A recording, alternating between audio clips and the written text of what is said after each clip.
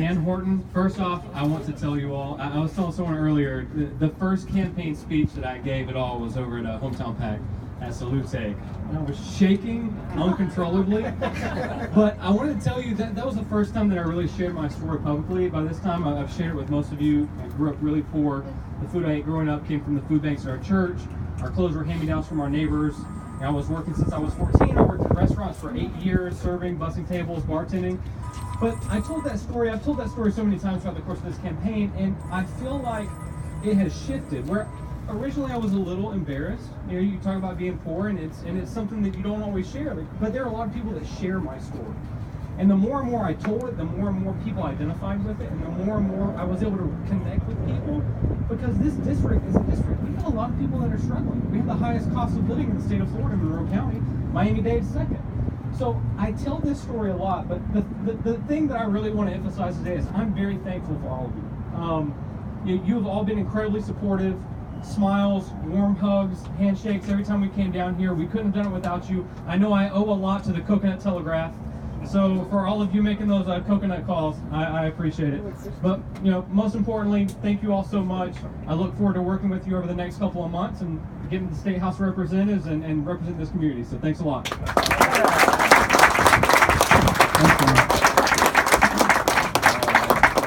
See, I just want to talk for a brief second about Dan's opponent. She's someone who lives in our community. She's someone who people refer to as moderate, as reasonable. She's really pretty. She's a nice lady. But the fact is, she's in the wrong party. And Tallahassee is not going to change incrementally anytime soon. If we want to make some change, if we want our state representative to represent the interest of the people of the Florida Keys, the middle class of the Florida Keys, the working people of the Florida Keys, not just developers, then we got to work to elect Dan. And this is going to be a tough race. It's going to require everyone here working together. He's going to need to raise some money. He's going to need people to tell your friends, you know what? I like our current rep. She's a nice lady, but we've got to make a change in Tallahassee. It's not going to happen. We've got to send a message to Tallahassee. We're not going to allow Big Sugar to keep polluting and let it run into Florida Bay. We're over 15 round clips and sending out automatic weapons. Right? This is important. Our next candidate is running for state senate. I had the pleasure to have dinner with her, she and her family last week. A brilliant lady, been in the nonprofit world, been in the educational world. Her opponent is also a nice, pretty lady who is anti-gay, anti-abortion, pro 15 round clips, and legislates. Was legislating education dollars that flowed right back to her own pocket, the company she worked for as a paid consultant, which should be illegal for some reason. The state legislature exempts itself from self-dealing. But it's my pleasure, and with great enthusiasm, let's bring up Debbie Mukersell Powell. Debbie for Florida, Debbie Powell.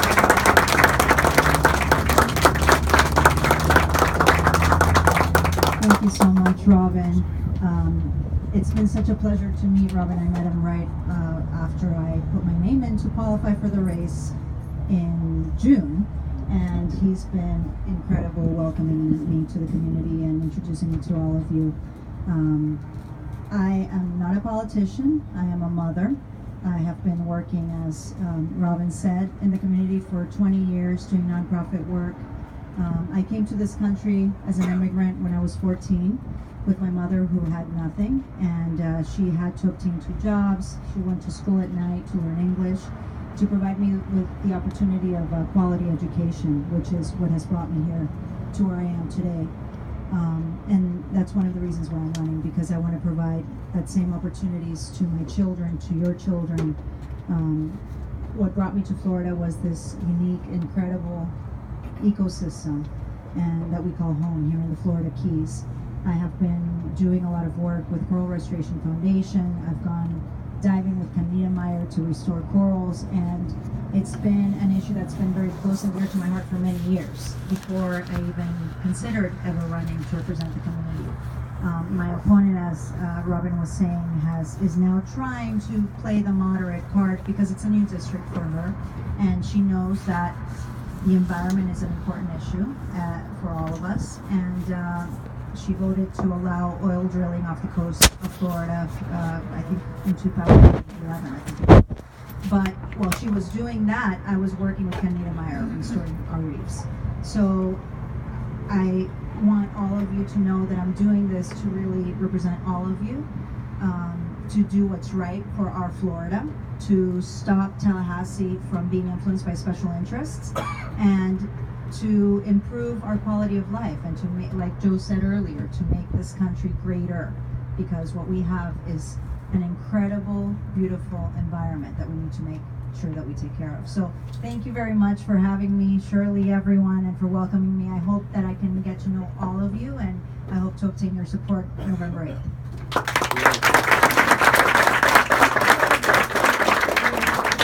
Thank you, Debbie. So, take some time tonight to talk to Debbie, get to know her a little bit. Her opponent has $3 million in the bank. She is loved by the Republican Party, but this finally newly drawn fair district that the state Supreme Court had to draw because the legislature refused over and over again, this new district leans Democrat by like 6 or 7 points. This should be a Democratic district. That's right, she's not our current senator. She's hoping to be our senator. Debbie Powell's going to be our senator. Yeah. This is the thing, though. Debbie needs money to win this. It takes money in politics. It's ugly, and hopefully we're going to change Congress and change campaign finance. But it takes money to win politics. She needs money, and she needs name recognition. She needs you to tell your friends to get on Facebook, get on email, everywhere you go to talk about Debbie Powell, that she's going to be our next state senator. It's tough. She has a hyphenated last name like I do, Robin Smith Martin, Debbie Mucarsel Powell. But you know what she also has? We have a secret weapon. We have a secret weapon. We have another Debbie who we're graced with because she happens to love Key West and spending time in Key West, as does her husband Steve. Today's his birthday, by the way. Happy birthday! So, if Debbie Wasserman Schultz can do it with 3 names, Debbie Mucarsel Powell can do it as well. So, with our help. And with that, I want to bring up our special guest tonight, a strong, tenacious congresswoman who's really gone all the way to the top and is willing to spend her time here in the Keys with us and help us elect local officials, statewide officials, and Joe, the next congressman. Debbie Wasserman Schultz. All right, Debbie. Thank you. Thank you, Robin. It's great to be back here in Monroe County, down here in Key West, and I really am here to underscore and be a validator for everything that Robin and your candidates that are on the ballot on November 8th have said. I spent 12 years as a member of Congress, 24 years representing our state in either the state capitol or the U.S. Capitol. And unfortunately, most of those years serving in the minority. Let me tell you, my friends, these people are playing for keeps. I don't care how nice any of these Republicans are, they don't play nice once they put that vote up on the board. Not ever. And these deathbed conversions that occur when their district gets a little more blue and they feel like they have to throw us some bones, that is not good enough. It is not okay to send people who do not reflect your values to the state capitol or to the U.S. Capitol to cast votes on your behalf. And I know I'm preaching to the choir.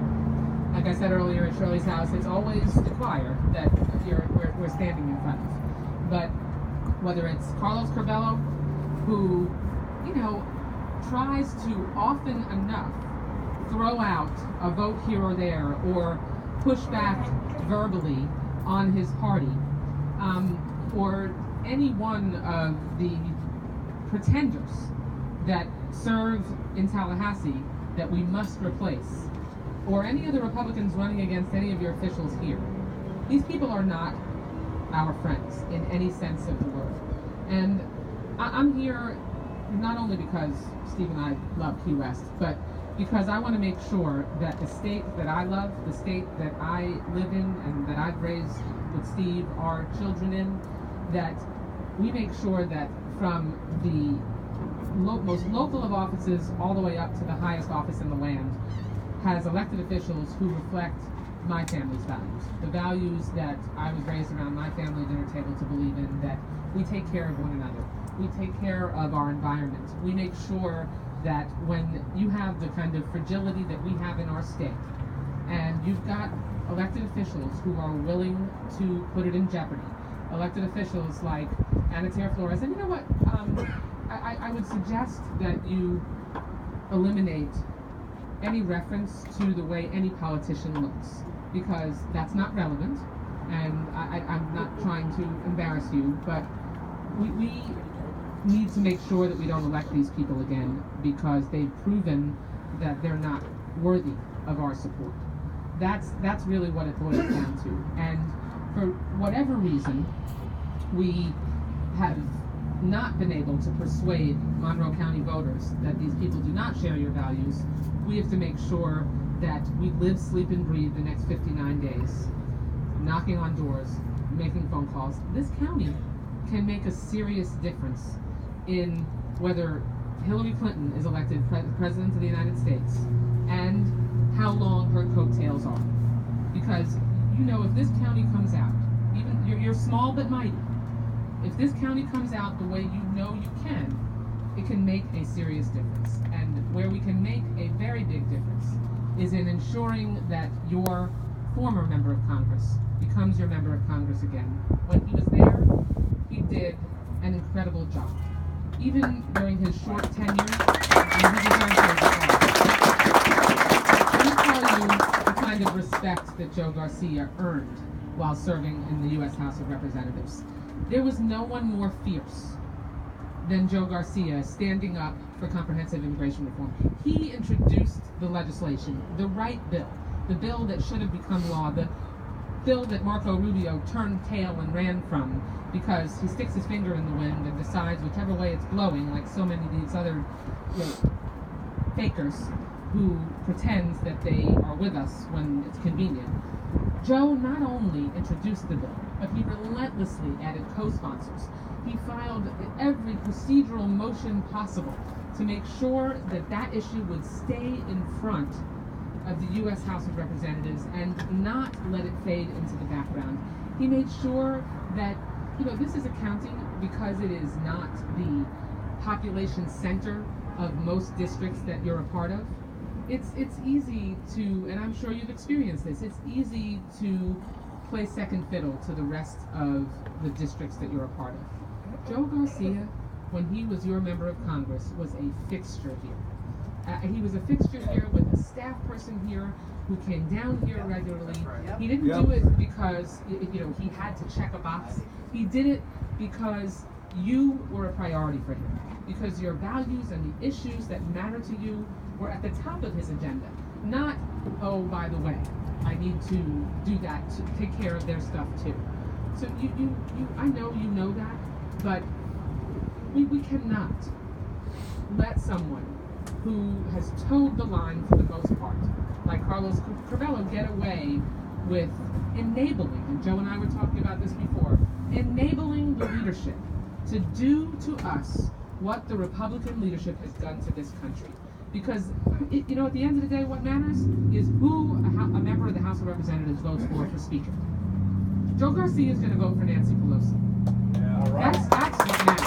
Carlos Curvelo is going to vote for Paul Ryan, who, if he has his way, and God forbid, has the White House too, would turn Medicare into a voucher system. Who was part of forcing us to vote 64 times to repeal the Affordable Care Act. That means the 20 million people who have health insurance now that didn't before would lose it. It means being a woman, which used to be a pre-existing condition just by touching our birth. That would happen again. It means breast cancer survivors like me and other people who live with pre-existing conditions. 129 million people in this country live with a pre-existing condition. We would all have to worry once again if an insurance company was going to drop us suddenly or deny us coverage. I spoke many times after I shared my own breast cancer experience with women who said before the ACA that they had to choose between either the chemo or the radiation because they couldn't afford the copay or deductible on both. That was life before the Affordable Care Act, and the list goes on and on. Social Security would be privatized. the fact that we are arguing over whether or not we should appropriate $1.9 billion to fight Zika. And there are women who are giving birth to babies with microcephaly and other birth defects. The Republicans, it's on their head. They are going to have to look those mothers in the eye whose children were born with birth defects and who have potential ramifications down the road, because they care more about denying women access to health care than they do about making sure that we can find a vaccine more quickly. So it's on us, folks.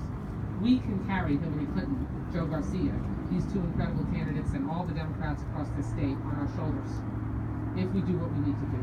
And if we get every person that we know cares about this, because there's an exponential group of people that we each represent in our own networks that we have to impress, that this is not only the most important election of our lives, we always say that. This one really is, and beyond it really being the most important election of our lives, the person that the Republicans have nominated is dangerous. I've never said that.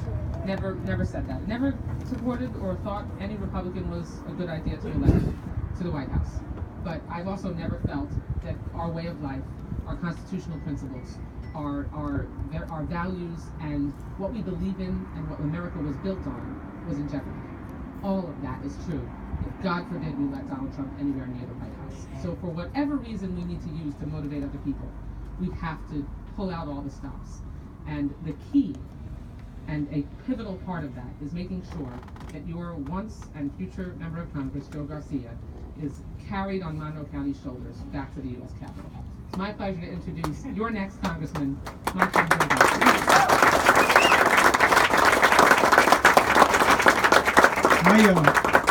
It's tough to follow the chairman, but let me just say this. You just witnessed what happens when you have a good field goal. Right? You're all friends of mine. Most of you were on my side, but we were watching a very tough primary happen. Some of you called me nervous. Joe, I've seen all this commercial. What are you going to do about it? I've seen all this garbage in the mailbox. What are we going to do about it? And I kept saying, don't worry about it. We've got a great field program. We're knocking on doors. We're bringing out Democrats together. And when it was all said and done, we got outspent 4-1. 4-1. We still won. I said, how'd you do that? I said, well, I personally knocked on 5,000 doors. Our team visited every single Democratic primary voter 4 times. And I know we called you at least 10 times or someone would get fired.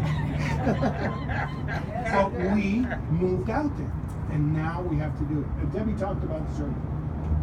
Donald Trump, after he began this campaign, he's been at it a while, he has opened a grand total of 1 office. 1 office in the state of Florida.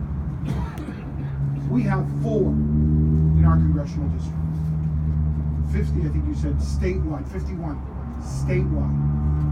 And those offices are for you to come in here and get to work to make sure this year is the year we beat them back. You know, Debbie mentioned it. Patrick Murphy is going to beat Marco Rubio.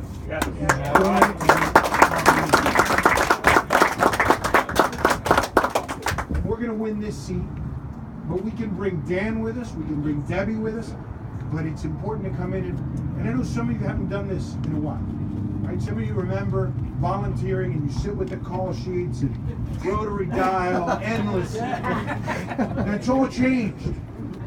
Part of it because of Debbie's great leadership in the party and bringing all sorts of technology forward. Walking a neighborhood is no longer that difficult. When you show up to their house, you know their name, you know the wife's name, you know the kids, the dog, how many times we've called them. In fact, it's scary. We should know so much. But it helps create that link. And that link is going to make a difference. And I know, we've heard all these things in this election about Hillary. I mean, let me tell you what I believe. I believe this is going to be a transformational presidency. It is going to change our country in significant ways. We're going to get done major things that have to get done. One of them is campaign finance reform. Yes.